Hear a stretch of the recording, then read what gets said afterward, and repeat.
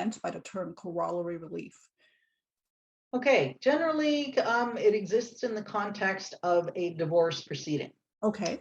So if you are married, upon marriage, you have changed your legal status as a Right. person. You have gone from a single person to being a married person. Right.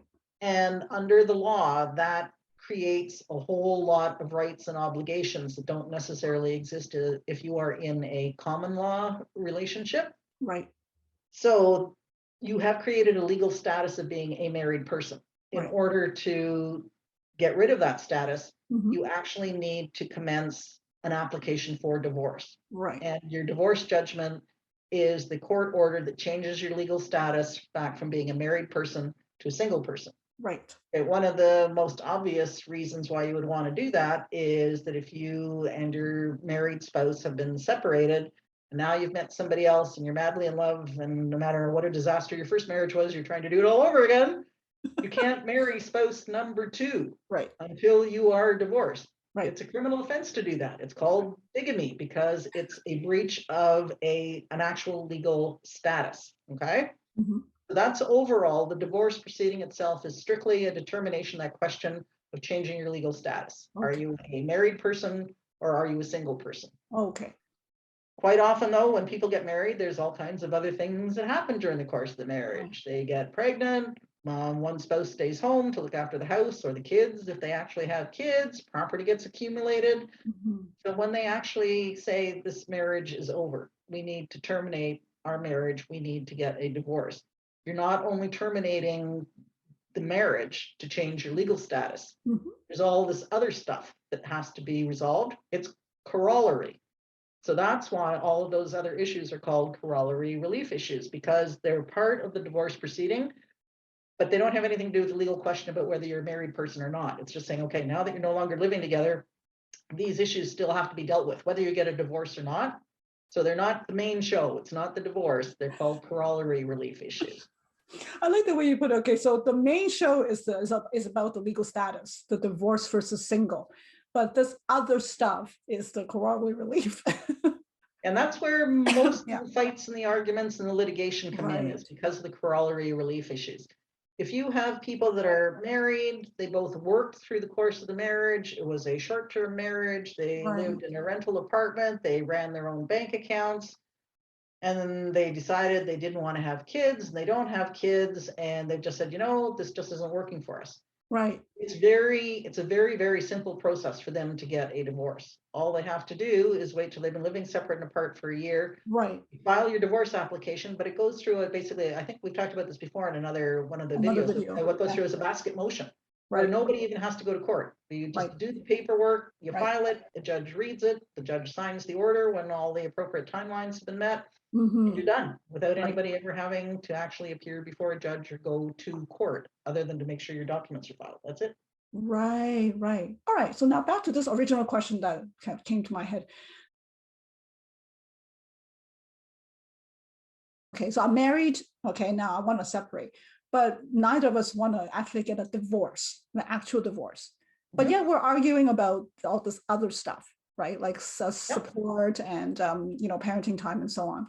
So can we just go to the OCJ? Can we just go to the Ontario Court of Justice then? Because we're not. If you don't have property issues, if Yeah. all you're talking about is spousal support and issues relating to kids, yeah, you can go to court and you can get an order dealing with that corollary relief at the provincial Yeah, court that's level. interesting. You can get a final order from the provincial court. And Yeah. then let's say a year, 2 years, 3 years, 5 years down the road, one of you decides now you want to get your divorce. Yeah. Then you can actually apply for a divorce, and you just would set out in your divorce materials, there are no corollary relief issues to argue about because they were all resolved in the provincial court by this order. You would file a copy of the existing order to prove to the judge that, yeah, we've got kids, but we've made sure they're looked after. We've got a final order from the provincial court dealing with it. And again, your divorce will go through on an uncontested basis. Okay, so another thing, and I promise this is the last thing that I want to mention, but I'm not even sure. Yeah, these are fun. I like doing these. Because I'm thinking, right? When I'm thinking about this, I go, oh yeah, something else. If you just, let's say that you just want a divorce, so you want to apply for a divorce, but you have kids. If you I think, isn't there like a requirement that you have to have some kind of agreement with your ex concerning the support issues with the kids and custody, like not custody, sorry, I shouldn't say the word custody because we don't use that anymore.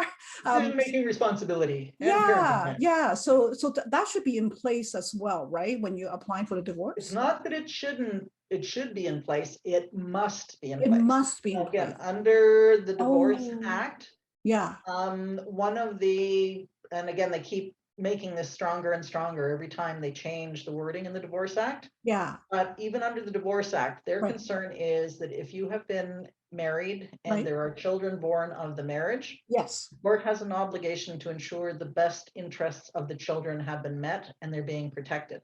right. For that reason, if you have children and Yeah, you are separating or you have separated, right. you have to prove to the court that you've made sure the children are being properly cared for. So that means that you either have to have a court order dealing with the child-related issues, like Mhm. where decision-making responsibility, parenting time, child support, and you need either a court order that you can attach and say, here, this is the court order that's in place to make sure the best interests of the children are being looked after. Or if you've been able to get along and you haven't had to go to court to litigate these issues, then you have to have a domestic contract in place where it says, yes, we are living separate and apart.